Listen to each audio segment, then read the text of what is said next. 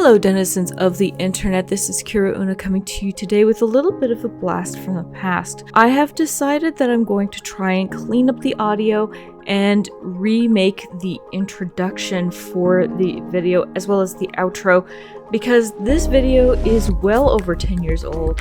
It's grainy. I can't guarantee that I'll be able to clean it up as well as I would like to, but the information I would like to still keep on the internet. So with that in mind, I also didn't really understand all of the terminology, but I did the best that I could at the time. So sit back, relax, take a trip back to the past, and let's roll into it. I've got the Ultra Stitch 12. Now, the zipper, or the foot that you have currently on your machine is this one. That is your straight seam foot. You want to take that off and replace it with this foot here. This is what is known as your standard presser foot, if I can take it off the machine. You'll find that if this part is a little stiff, use a screwdriver. Mine actually came with the machine. Thankfully, the woman who sold it to me kept it pretty in good working order and kept all the parts together.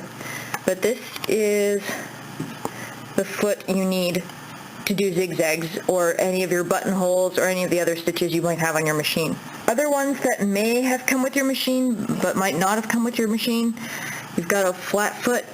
This one's clear plastic. There, I might be able to see it better. I'm not entirely sure what this one is for. If anyone on Threadbanger wants to let me know. This is also a foot. This is not mandatory. This is one I use for quilting, and there is instructions on how to mod this particular quilt foot because this is actually supposed to be solid and there's no elastic on the top. This one is for my quilting projects. If you go to 365 Days of Free Motion Quilting blog, you can Google it, you can find it. Other parts that may have that come with your machine. This is a darning plate for doing various fancy sewing techniques, which fits right into these two little holes, like so. I'm getting a lot of things that are saying quilters not to use it. I still have to experiment with it, but so far, yes, the underside of my quilt looks messy, but a lot of it has to do with some of the tensioning and, my speed, but that's another story. Other things you need to know. This is the top tension, so this pulls the thread up from the bottom. Make sure that you replace your light bulb if it's broken.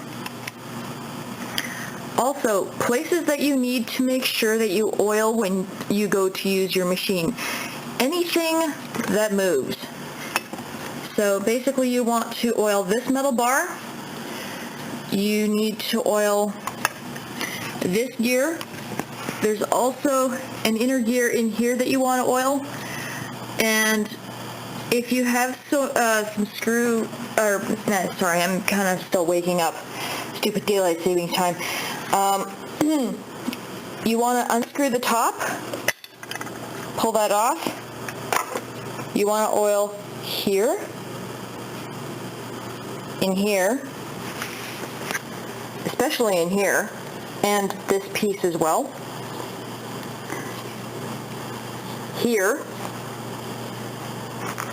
in here, pretty much anything that you can see that rotates or moves. Otherwise, you will get some pretty nasty squeaky sounds and your machine could lock up. And you don't want that. I will show you the under part of the machine very shortly, and then I will show you how to thread it.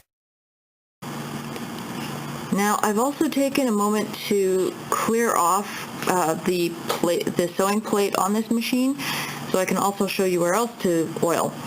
This is your bobbin casing, which actually does come out. You're eventually going to want to clean out the feed dogs because this will get covered in all manner of crap, mostly lint from multiple sewing projects, especially if you're working with anything like Fun Fur Stretch velvet. You're going to want to oil this part over here. This is one of the wheels that move the feed dogs. There's also a part over here that I will take the bottom off to show you how to oil. If you need to take apart the bobbin case, you flick these two plastic thingies back. You can take all of this out. just make sure you try and put it back in the right way. And you can oil all inside here, which is the inside of the bobbin casings, because this also tends to get, I'm going to use a paintbrush to clean this out, to get gooed up from all the fun fur and all the projects and anything that has a lot of lint or cat hair in my case, just to make sure that it runs smoothly. So you might want to take a look into that. You also want to oil this part here. I don't know if you can see it all that well in the video, but there's a piece here that you also want to oil, because that also moves part of the feed dogs, and you also want to oil the moving parts on this spring. And this is what the underside of the machine looks like. For these two screws and a couple of the other ones that you need to take apart here, you're going to want to get your own screwdriver because they won't fit the machine to unscrew the screws. Okay, so this is the bottom of the machine. I've taken all of the plates off so you can see the lovely innards of my lovely machine. Some of the other parts you might want to oil. Down in here, this is again the bobbin casing. I put it back in. You want to oil down in the back, as I mentioned before, so that it runs smoothly. You want to oil this part here, which goes to another back plate, which again moves some of the feed dogs as well as moves the bobbin. You want to oil this part here, this mechanism here as well, because this moves. You will see some oil sort of dripping around here because I oiled it recently before I started my last project, and it kind of, well, unfortunately oil drips everywhere. So you want to oil this cylinder here, as well as the opposite side in here, and this part here. Oops, sorry, my finger's in the way. This part here, and you don't want to get oil on the motor. That would be bad, because that could cause fires. So keep motor oil, well, keep sewing machine oil off the motor. And there's the lovely, made by Kenmore, CSA approved Simpson Sears Limited, made in Taiwan notice. So that is the innermost workings of where you need to oil your sewing machine on a Kenmore Ultra Stitch 6 or an Ultra Stitch 12. Keep in mind that even though you have the Ultra Stitch 6 has less stitches than I have on this machine, the inner workings are relatively the same.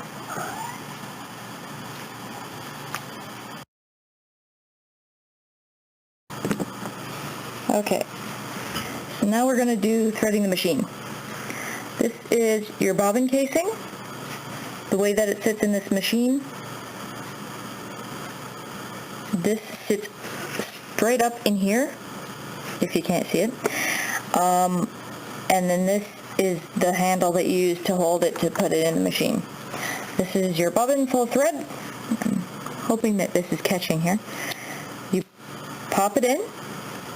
There is a slit on the machine. Slide it into the slit, slide it past the spring till it clicks and comes out of this hole. Make sure that the bottom tension is not too tight, because otherwise you will have a lot of jamming problems. Mine is set up just right the way I like it. And we're going to take that and stick in the machine. And it should sit upright like so.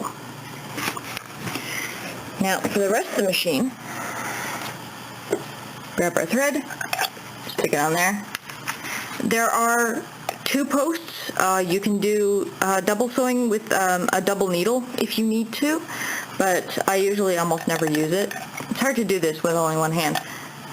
So under here, through this hole, bring it down past it.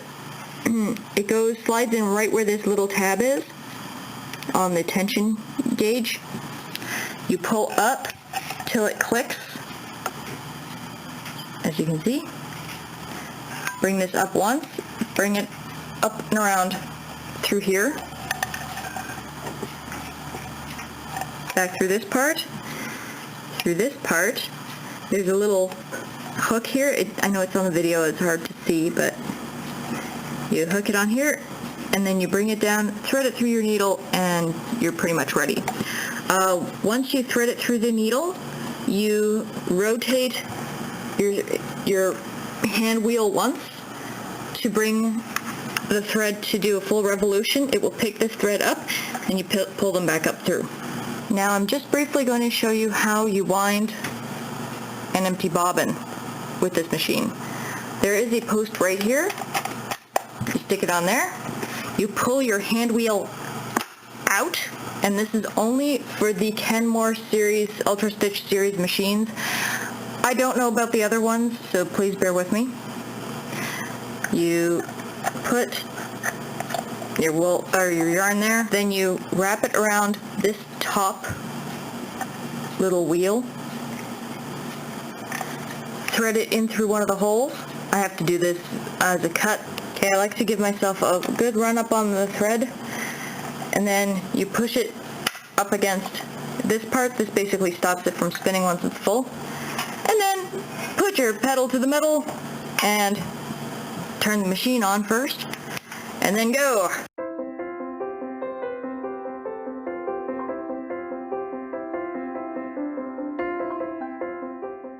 Now once you have a sizable amount on there, you can either break the thread or you can cut it. And just so that this one doesn't fly off, because it does that at high speeds,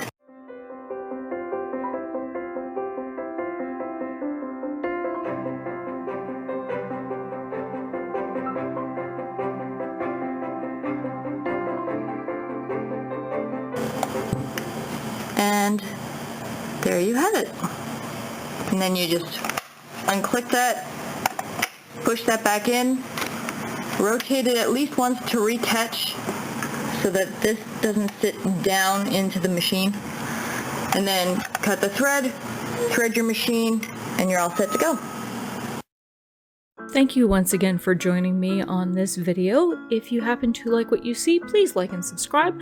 And also please comment down below in terms of any questions or anything that you're working on.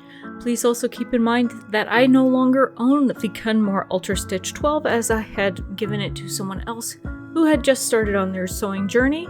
Also, please keep in mind I do have other sewing machines in my repertoire. I have a 1937 Singer 99K, more modern Singer, which is called the Esteem 2. I believe that one's only maybe 5 years old. I do plan on taking that one apart at some point in order to show you where to oil the machine. Also, please note, as I am currently going to school and as I also am not currently employed, if you would like to support this channel financially, I do have a Ko-fi or Ko-fi page, and I will have all of that information in the description box down below. Thank you once again, and I'll catch you next time. Bye for now.